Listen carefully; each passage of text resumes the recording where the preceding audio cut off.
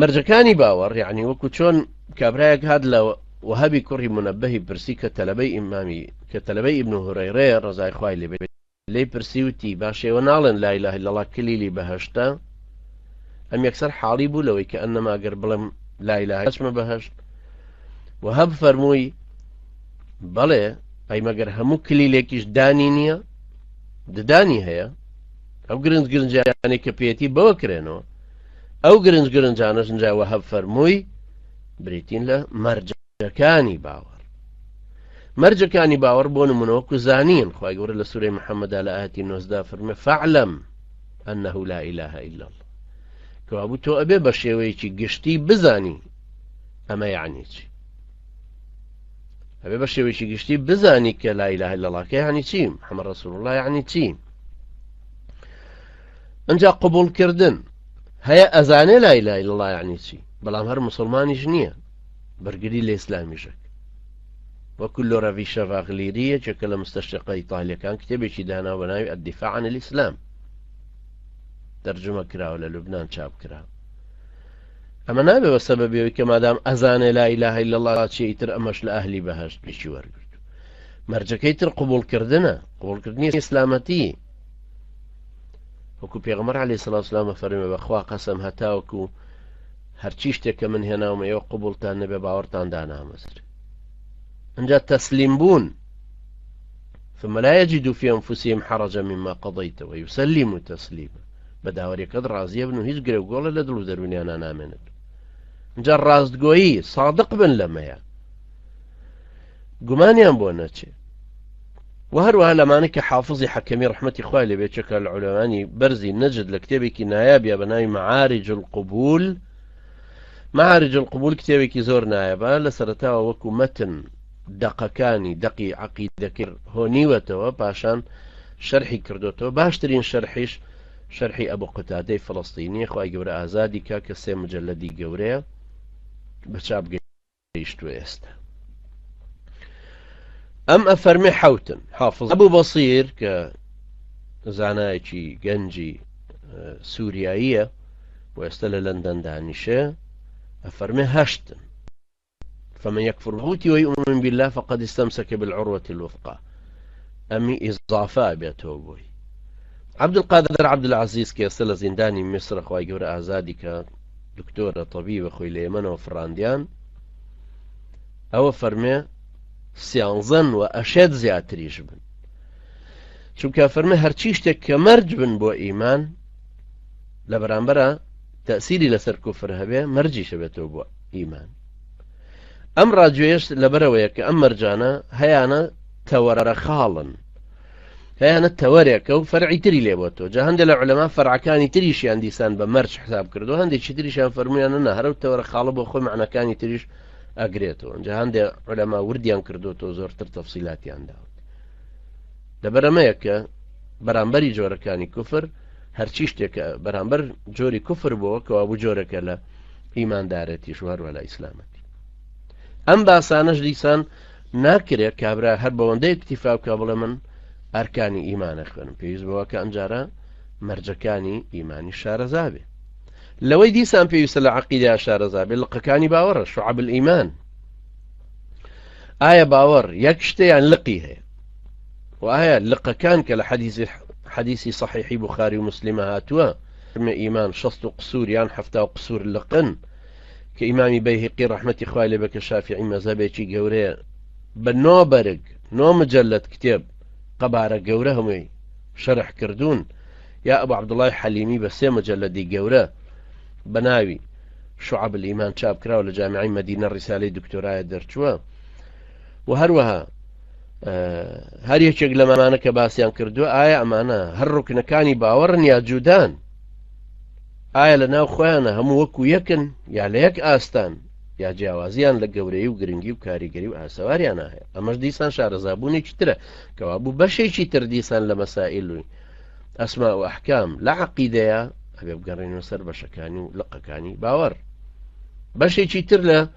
کێشە و مناقەشەکانی خودی ئیمان بریتە لە زیاد و کەمی باوەڕ ئایا باوەڕ هەر یەک پارچێ نەزیادەکە نەکەم ومتي خوالي بفرميتي باور نزيادة كونكم هروها أوانك هاو رأي أون الله أمت ولا بردست أما كمبيوتر أم إيمانا نزيادة كان كما كاتش كما كمبيوتر وبس بلام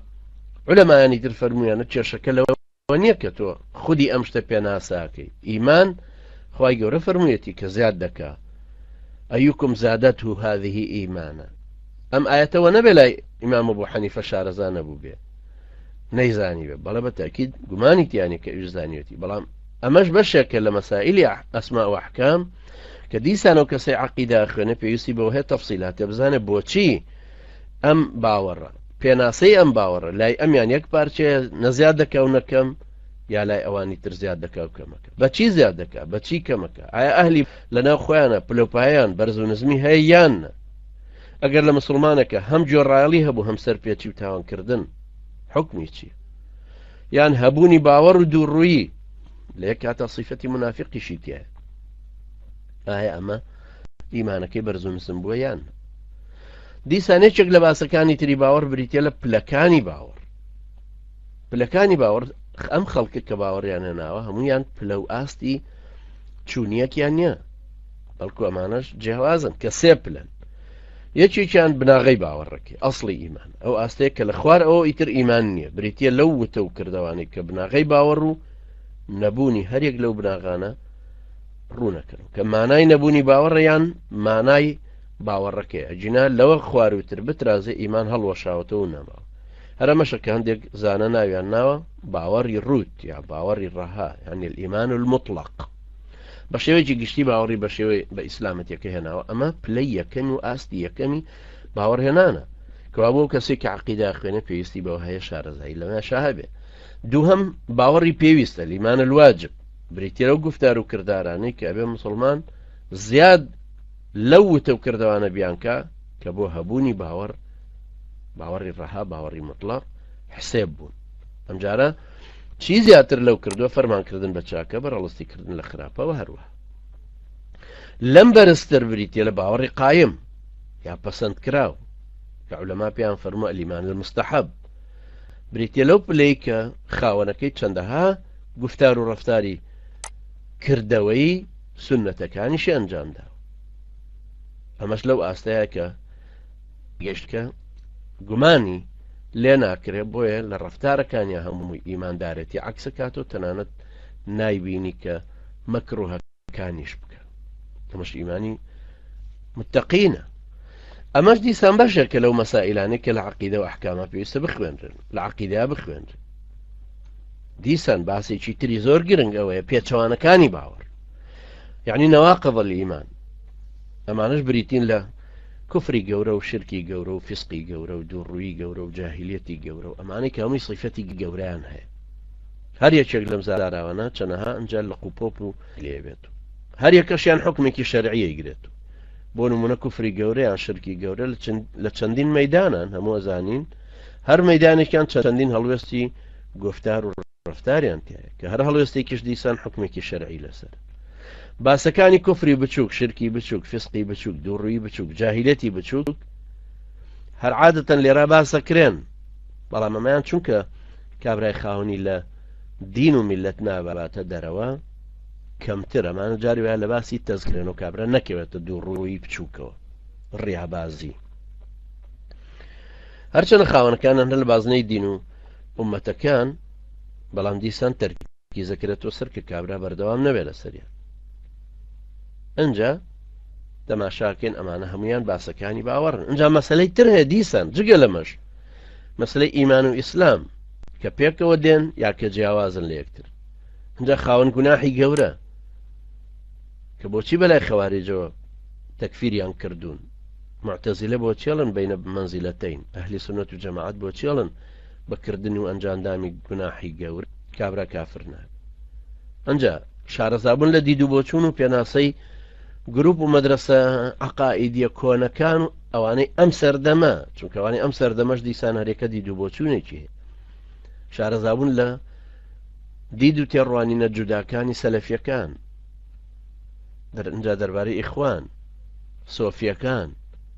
حیزبی تەحریر و هەروەها کەوا بوو باسکردنی مەسەلەی عەقیدە و شارەزابوون لە عەقیدە لەم بابەتانە هەرەوەندە نیە تۆ ئەرکانەکان بخوێنی. بۆیە ئێمە پێمان مهمە